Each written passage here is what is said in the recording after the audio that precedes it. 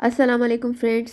मुझे उम्मीद है कि आप सब लोग बिल्कुल ठीक होंगे। आज की व्लॉग में आज आप लोग के साथ मैं अपने सारे दिन की एक्टिविटीज़ शेयर करूंगी कि मैंने बहुत सारे काम जो बाहर किए थे आज वो सब मैं शेयर करूंगी, क्योंकि आज मैं फ्री थी। मैं आज मेरी क्लास नहीं थी, तो मैंने सोचा कि जो मेरे पेंडिंग काम है वो मैं निपटा लेती हूँ। ये मेरी खिड़की है और ये मैं आपको बाहर का व्यू भी दिखा देती हूँ। एज़ यूजुअल क्लाउडी डे है और बहुत रेनी डे है। जब सनी डे होता है तो बहुत अच्छा लगता है, जो कभी कभी होता है, और बाहर निकलते हुए भी खुशी होती है। लेकिन जब इस तरह का मौसम होता है ठंडा और बारिश, तो बाहर निकलते हुए बहुत मुश्किल होती है। ये व्लॉग बनाने का मकसद ये भी है कि आप लोग को पता चले कि बाहर जो लोग रहते हैं उनकी लाइफ बहुत टफ होती है, बिल्कुल आसान नहीं होती। इतनी सुकून तो बहुत होता है, हर तरह का रिलीफ भी होता है, लेकिन फिजिकल एफर्ट आपको बहुत करनी पड़ती है। अब जैसे कि आज मैंने कितने सारे काम किए आज आप देखिएगा, और एंड में जो मैंने ग्रॉसरी करी उसके बाद भी मैंने 2 काम किए।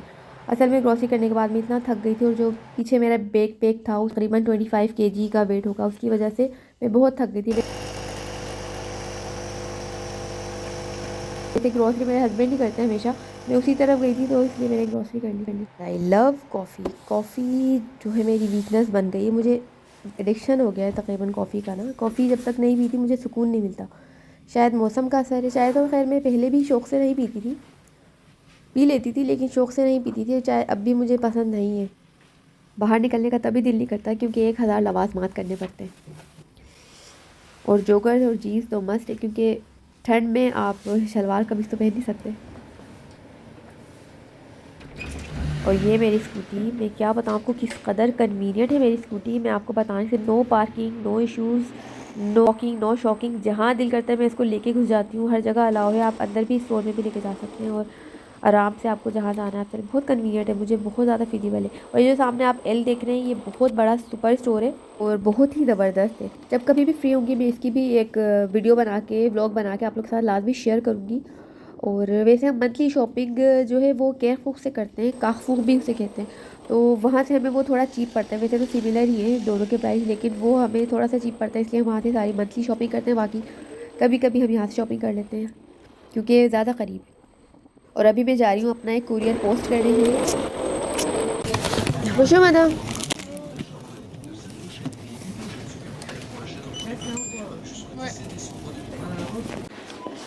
और ये मेरा पहला काम हो गया है। ये छोटा सा स्टोर है, सुपर यू के नाम से। तो यहाँ पे मैंने अपना कुरियर एक पोस्ट किया है, जो बहुत ही ज़रूरी था आज पोस्ट करना। अब मैं दूसरा काम कर रही हूँ। ये बराबर में छोटी सी शॉप है, वहाँ से मुझे कुछ परचेज़ करना है, ये मैंने ले लिया। और फिर सामने ये ट्राम स्टेशन है, तो मैं आ गई हूँ। क्योंकि अब मुझे यहाँ से 4 किलोमीटर दूर जाना है, तो मैं स्कूटी पे नहीं जाऊँगी, मैं ट्राम में जाऊँगी। ये मैं ट्राम में आई हूँ, और फिर मैं अपना स्कूटी नीचे रख कर कार्ड अपना लगाऊँगी। यहाँ पर ऐसा सिस्टम है ट्रांसपोर्ट का, बहुत ही ज़बरदस्त सिस्टम है कि 1 महीने में आप एक कार्ड बनवाते हैं। ये मैंने कार्ड टेस्ट किया। अभी मैं जा रही हूँ एक इलेक्ट्रॉनिक स्टोर पर, जहाँ पर मुझे कोई चीज़ रिम्बर्स करवानी है। मुझे चेंज नहीं करवानी मुझे, यानी मैंने एक्स्ट्रा ख़रीद ली थी वो चीज़, वो मैं जाकर उसको चीज़ दूँगी और वो मेरे कार्ड में, बैंक कार्ड में वापस अमाउंट डाल देंगे। तो वो मैंने एक मेन स्विच ख़रीदा था इलेक्ट्रॉनिक स्टोर से 13 यूरो का, तो वो बेकार पड़ा हुआ था, मुझे उसकी ज़रूरत नहीं थी। तो ये मैं यहाँ पर आकर इनको दूँगी, तो आराम से लोग पैसे वापस कर देंगे। Bonjour monsieur, j'ai acheté ça mais je peux plus, j'ai pas encore Ça marche. besoin.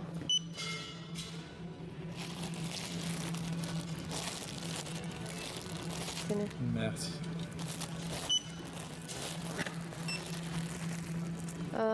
Je vais vous donner ma carte, vous Ouais, pouvez rembourser. je dois 12,90. Allez-y, je vous en prie. Ok.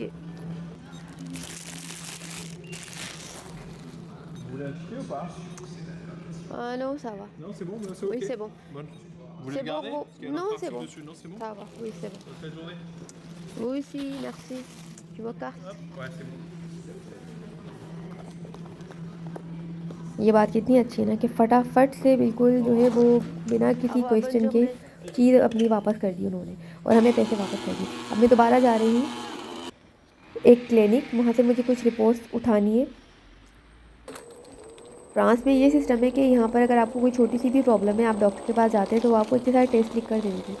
तो मेरे साथ भी कुछ ऐसे ही हुआ, इतने सारे test वगैरह लिख के दे दिए, तो वो मुझे आज कलेक्ट करने।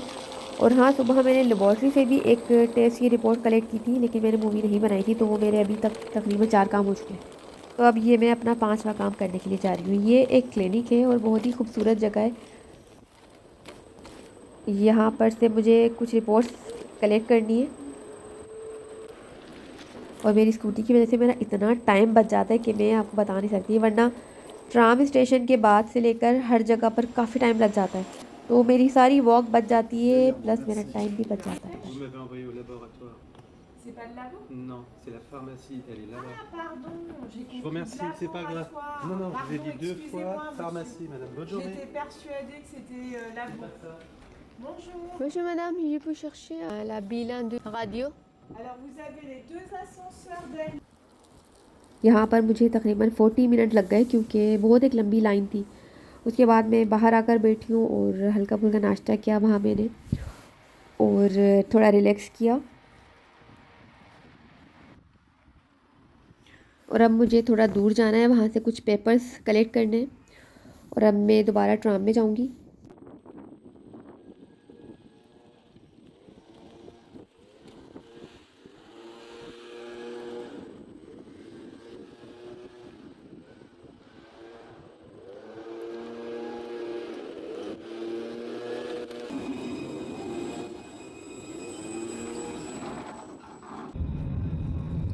Prochaine station, De Gaulle.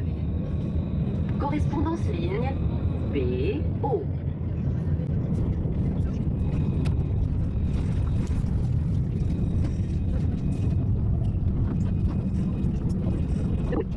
Démarche. 25 minute का ट्रैवल था ये मेरा ट्राम में। उसके बाद अब मैं जा रही हूँ एक जगह पर, वहाँ से मुझे कुछ पेपर्स कलेक्ट करने हैं।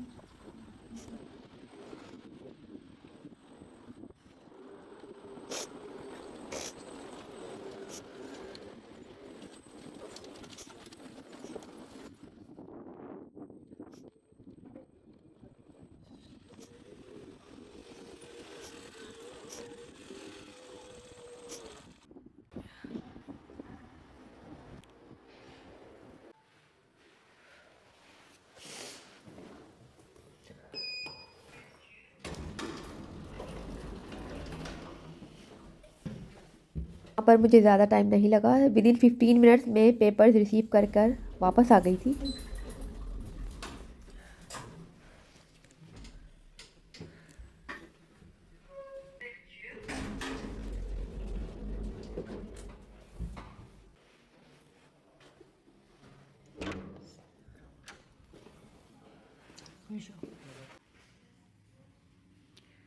Vous l'avez noté?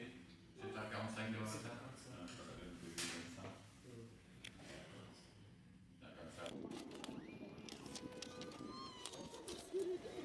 वहाँ से पेपर रिसीव करने के बाद मैंने एटीएम से कुछ अमाउंट निकाला।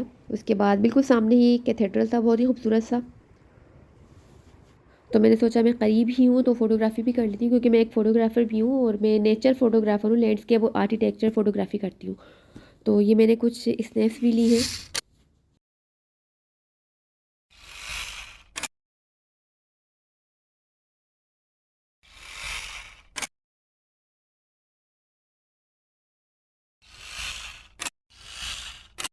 और मुझे कमेंट्स में ज़रूर बताइएगा कि आपको मेरी फ़ोटोग्राफ़ी कैसी लगी है। अब मैं जा रही हूँ कारफूर, जिसे हम फ्रेंच में कैरफूर कहते हैं, ग्रॉसरी करने के लिए, जो एक मुश्किल काम है।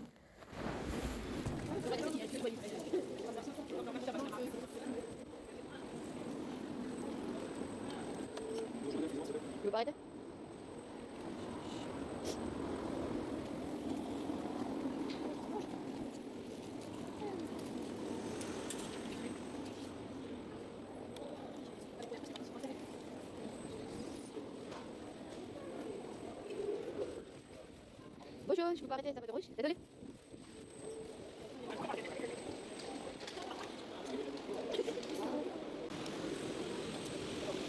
ये एक मॉल है और इसी के अंदर कारफूर है, जहाँ से मैं ग्रॉसरी करूँगी। और इसके नीचे बहुत बड़ा बस स्टॉप है और ट्रेन स्टेशन है और ट्राम स्टेशन है, सब कुछ है इसके नीचे।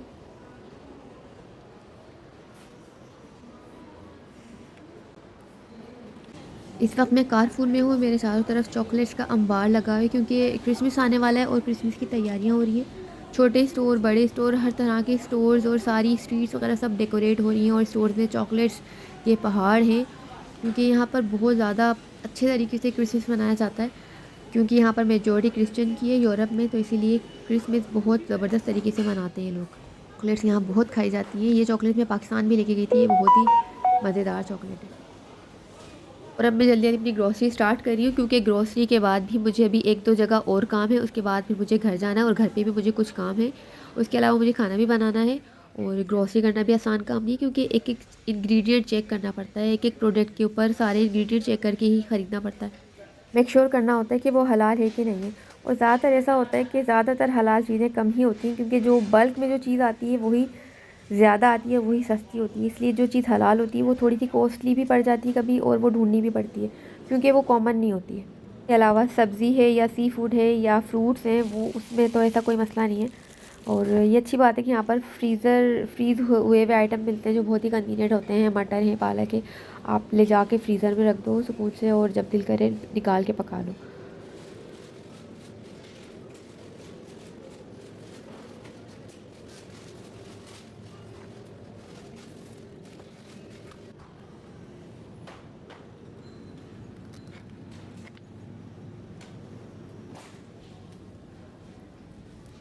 ये सारा सी फूड है और यहाँ पर ये इस तरह से रखा होता है। और अब तकरीबन मेरी शॉपिंग सारी कंप्लीट हो गई है, और अब मैं बकेट ख़रीदूँगी। जैसे कि वहाँ पर पाकिस्तान और इंडिया में हम रोटी खाते हैं या चावल या पास्ता खाते हैं, तो यहाँ पर ज़्यादातर बकेट खाई जाती है। तो इस तरह यहाँ पर रोटी इतनी नहीं बनती। अब मैं बकेट ख़रीदूँगी, और फिर ये बकेट है। यहाँ पर हर जगह बहुत करीब करीब बेकरीज होती है, और वहाँ पर बिल्कुल फ्रेश बकेट मिलती है, और सब लोग वहीं से जैसे दिन होता है बकेट ख़रीद कर घर ले जाते हैं। तो हम भी अपने घर के करीब से बकेट ख़रीदते हैं। तो अभी मैं घर जा रही हूँ, और घर जाने से पहले मुझे बीफ ख़रीदना है। और यहाँ पर हलाल शॉप्स होती है, जहाँ पर बीफ, मटन, चिकन जो भी आपको चाहिए सब कुछ हलाल मिलता है। तो मैं वहाँ पर जा रही हूँ, और वहाँ से मैं बीफ ख़रीदूँगी, और उसके बाद फिर मैं घर जाऊँगी। And finally I am home. वहाँ से उतर के मैं शॉप में गई, वहाँ से मैंने बीफ ख़रीदा, और फिर मैंने पाए ख़रीदे, और फिर मैं अब घर आई हूँ। और उसके बाद मैंने आके पाए चढ़ाए, क्योंकि काफ़ी दिनों से पाए नहीं खाए थे, और बहुत सर्दी भी हो रही, तो मैंने पाए भी ले लिए। और यहाँ पर इस तरह से बिकते हैं। फिर मैंने सबसे पहले पाए चढ़ाए, क्योंकि इसके पकने में काफ़ी टाइम लगता है। और मैं कीमा भी लेकर आई थी। कीमा यहाँ पर ऐसा मिलता है बग़ैर हड्डी का, साफ़ सुथरा, लेकिन इसमें मुझे नहीं लगता कि वो वाला टेस्ट आता है जो हाथ के कीमे में जो टेस्ट आता है। तो इस कीमे के मैं ज़्यादातर चपली कबाब बना के रख देती हूँ, जो सैंडविचेस बनाने के काम आते हैं। बकेट के अंदर आप चपली कबाब रख दो, या फिर ब्रेड में या किसी भी चीज़ में, तो वो फटाफट आपका एक मील तैयार हो जाता है। फिर मैंने अपने लिए एक चीज़ी सा बीफ सैंडविच बनाया, और उसके बाद कॉफ़ी पी, और मेरी सारी थकन उतर गई। तो फ्रेंड्स, ये मेरा आज के दिन की कुछ एक्टिविटीज़ थी जो मैंने आप लोगों के साथ शेयर करी है। अगर आपको मेरी वीडियो पसंद आई तो लाइक ज़रूर कीजिएगा, और चैनल अगर नहीं सब्सक्राइब किया हुआ तो वो भी सब्सक्राइब कर लीजिए, ताकि मेरी नेक्स्ट वीडियोज़ आप तक आराम से पहुँच जाएँ। अपना बहुत सारा ख्याल रखिएगा। अल्लाह हाफ़िज़।